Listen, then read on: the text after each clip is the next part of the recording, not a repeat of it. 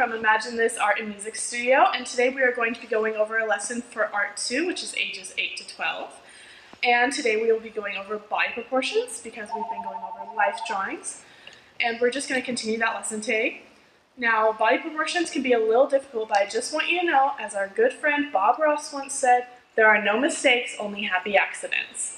And so, what you'll need first is a pencil. Very useful, and you probably have one laying around the house. I will be using a Sharpie so it is visible on my large canvas / paper right here, but if you like Sharpie, go ahead and use it.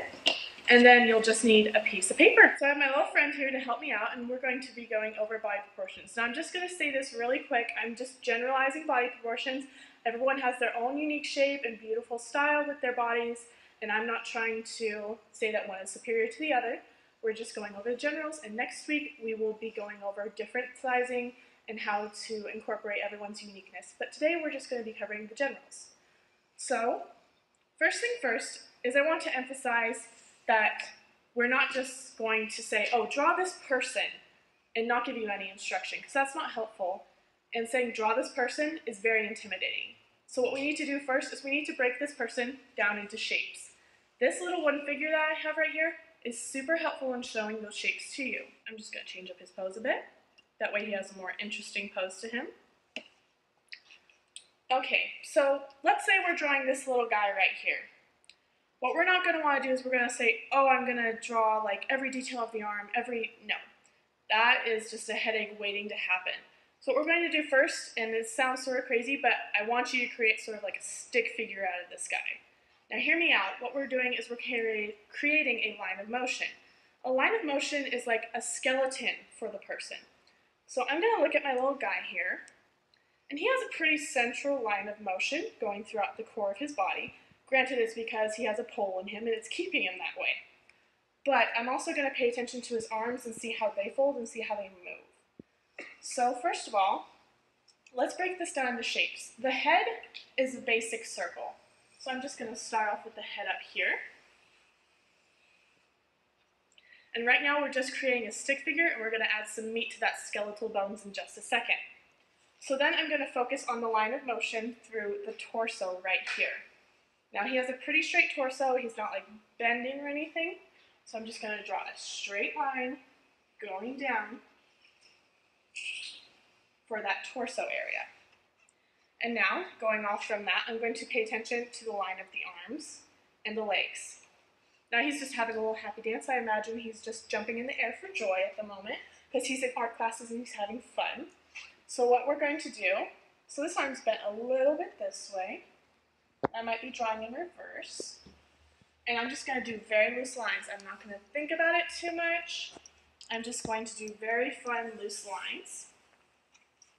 And same for the legs as well, just going out from the bottom.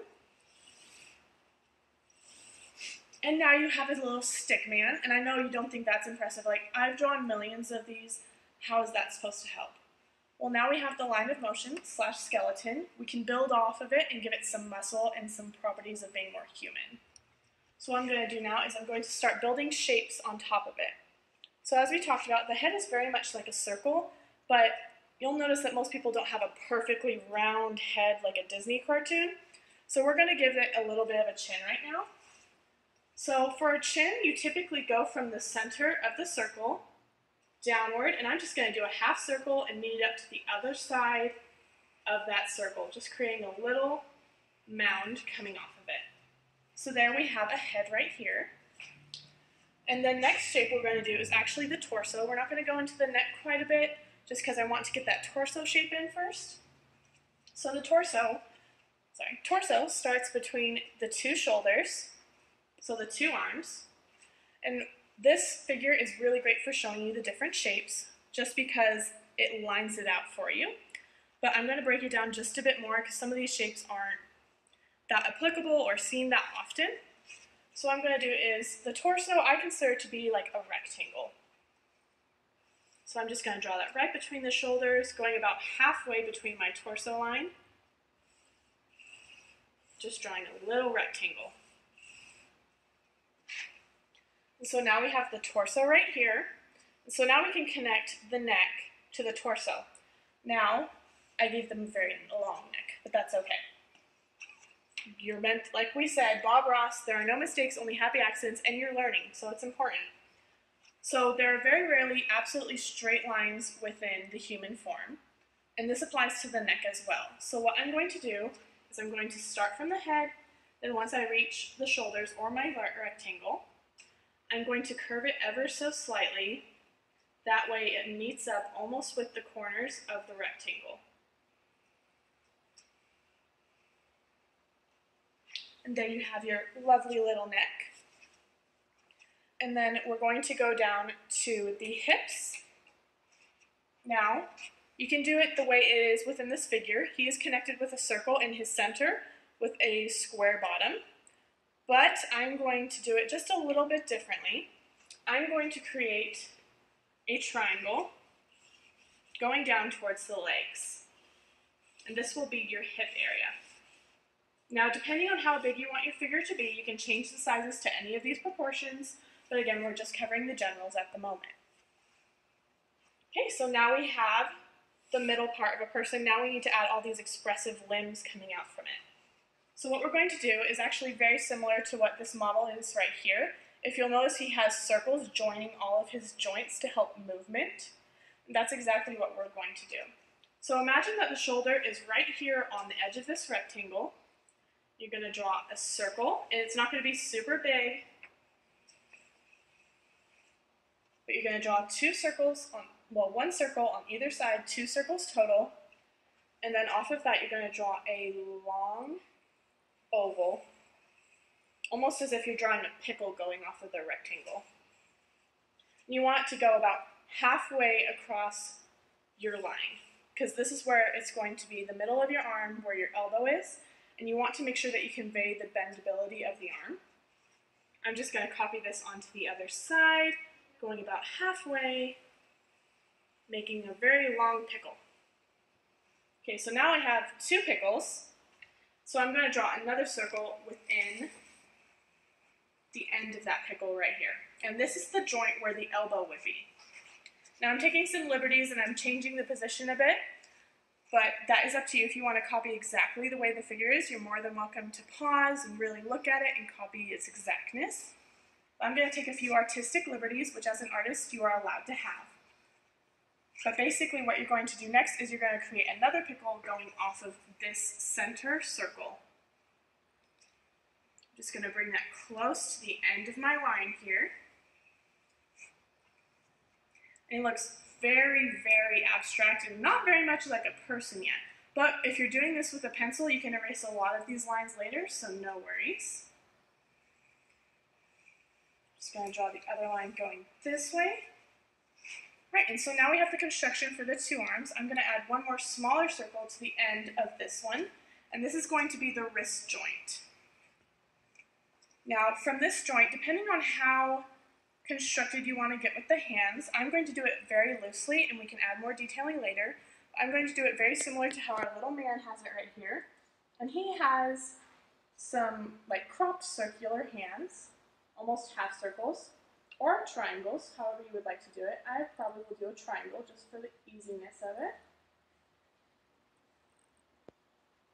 Very pointed hands. But again, this is just creating the bare bones of a drawing. Okay, and ideally, you want the hands to be the size of the person's face, so I would probably make that a little bigger, just so I have a good idea of how big the hands would need to be once I go back and add more details.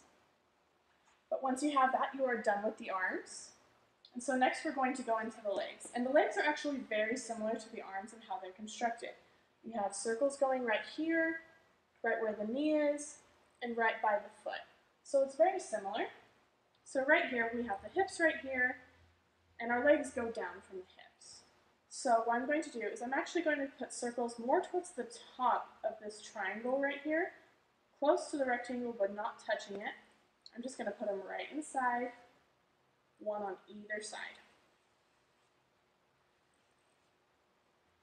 Okay. And then from there, you're going to want to do those pickle-like figures again about halfway down the leg.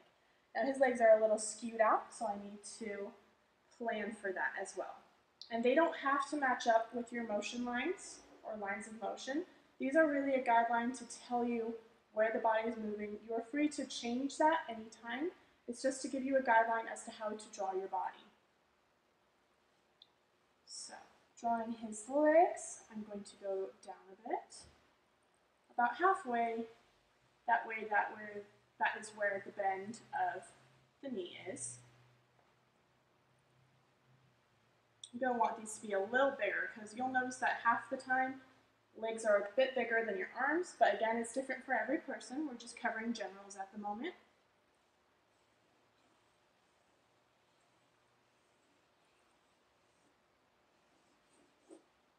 Okay, so now we have up until the knee. Now the knee is very similar to the arm in that we need to draw another circle right here at the end. All right, and this is really where the character begins to bend a bit. So I'm going to need to go out just a bit more than going straight down, but it's basically the same principle as the arms. So I'm just going to cover that circle with a very long oval, going outward to match the pose. Doing this on both sides. And the circle at the bottom for the ankle. And this one can be much smaller, but again, ideally you'd be doing this with a pencil and you'd be able to erase some of these lines that you don't want to see in the future. All right, and now finally we have the feet. The feet are very similar to the hands in that they're very simple, very triangular, or you can make them rectangular depending on what type of feet you like to do best. And so what I'm going to do is I'm just going to have this foot go off this way as a triangle, sorry, messing up my shapes, and then this foot going the opposite way.